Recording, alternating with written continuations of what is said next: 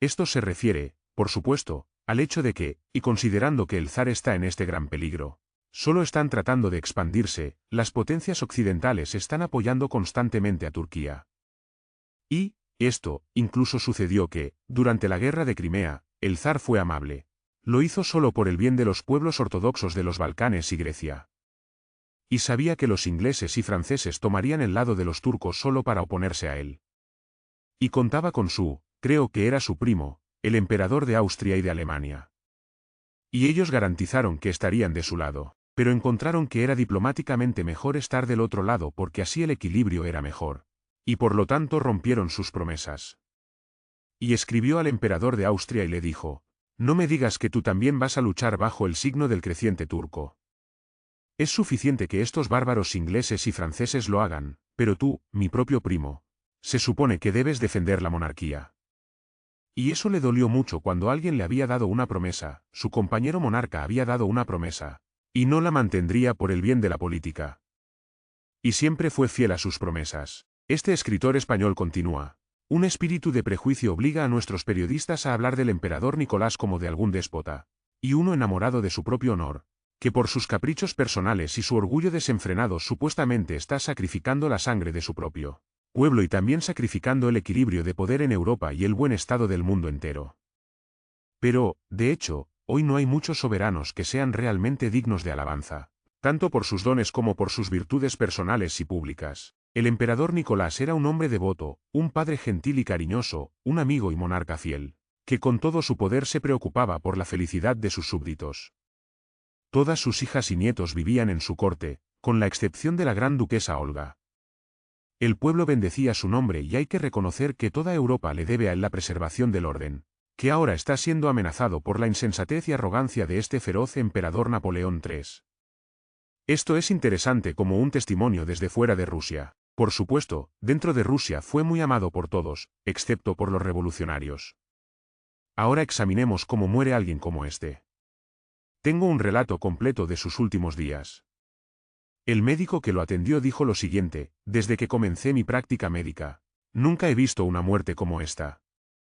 Ni siquiera consideré posible que la conciencia de un deber cumplido, unida a una firmeza de voluntad inquebrantable, dominara hasta tal punto incluso en el momento fatal cuando el alma se libera de su envoltura terrenal, para ir a un reposo y felicidad eternos. Repito, lo habría considerado imposible si no hubiera tenido la desgracia de vivir para ver morir a este hombre. La emperatriz Alexandra Feodorovna le ofreció al zar mientras él estaba muriendo, que recibiera la comunión. Se preocupó de que tendría que recibir los santos dones acostado y no completamente vestido.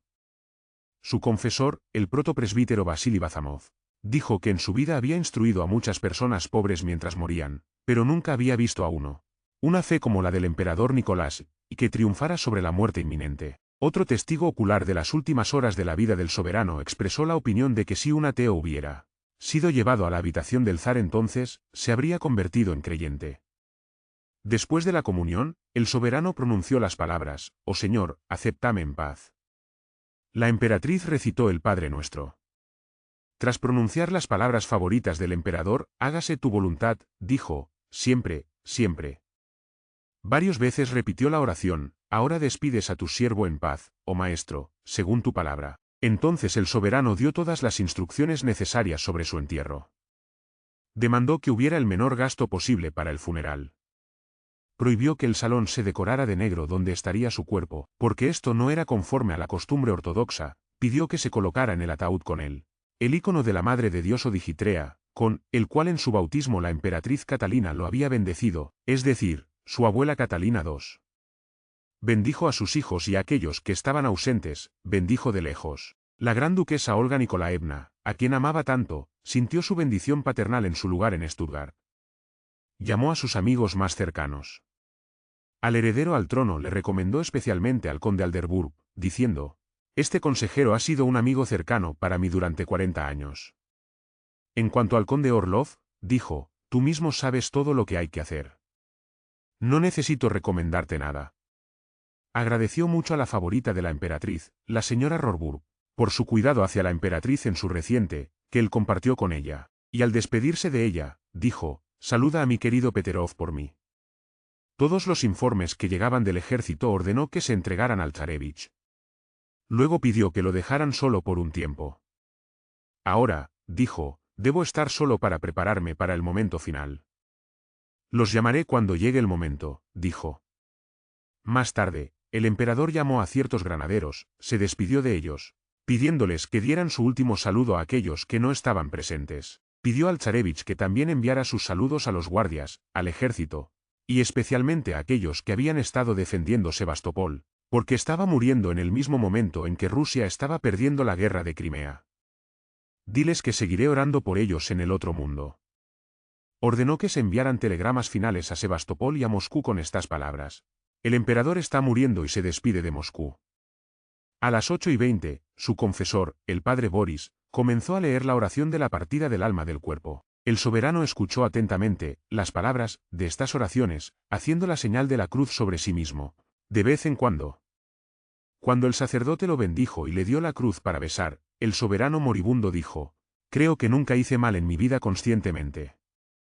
Observa cómo Francisco dice, no reconozco ningún pecado en mí, y dice, creo que nunca hice mal conscientemente, es decir, confesó todos sus pecados y se da cuenta de que está lleno de pecados.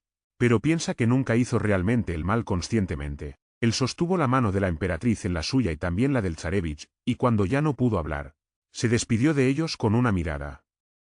A las 10 de la noche, el soberano perdió la capacidad de hablar. Pero antes de su reposo, comenzó a hablar de nuevo. Ordenó al zarevich que levantara a una de las princesas de sus rodillas, ya que esto era malo para su salud. Algunas de sus últimas palabras, hablando al zarevich, fueron, aférrate a todo, acompañando esto con un gesto decisivo. Luego comenzó la agonía y la liturgia terminó en la iglesia del palacio. El silbido antes de su muerte, escribió Tucheva, se hacía cada vez más fuerte. Su respiración se volvía cada vez más difícil y esporádica. Finalmente, convulsiones pasaron por su rostro y su cabeza se echó hacia atrás. Pensaron que este era el final y ya los que estaban alrededor dejaron escapar un grito de desesperación. Pero el emperador abrió los ojos, los levantó al cielo, sonrió y luego todo terminó. Al ver esta muerte, tan firme y tan piadosa, uno debe pensar que el emperador había previsto esto durante mucho tiempo y se había preparado para ello. El arzobispo Nicanor de Cherson, sobre la muerte del emperador, dijo, su muerte fue la imagen de la muerte de un cristiano, pues era un hombre de arrepentimiento, en plena posesión de sus facultades y de una masculinidad inquebrantable.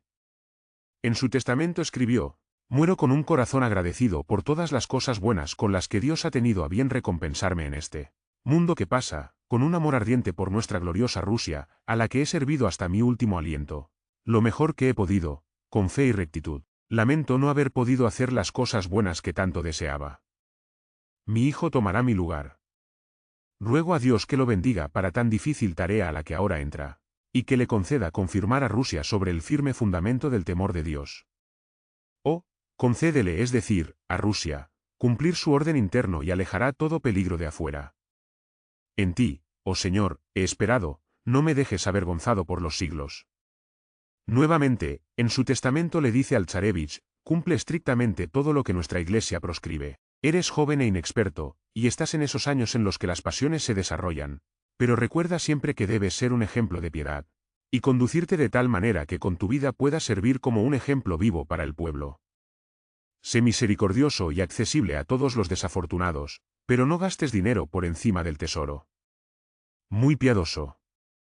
Desprecia todo tipo de calumnias y rumores, pero teme ir en contra de tu conciencia. Que el Dios Todopoderoso te bendiga. Coloca toda tu esperanza en Él, solo.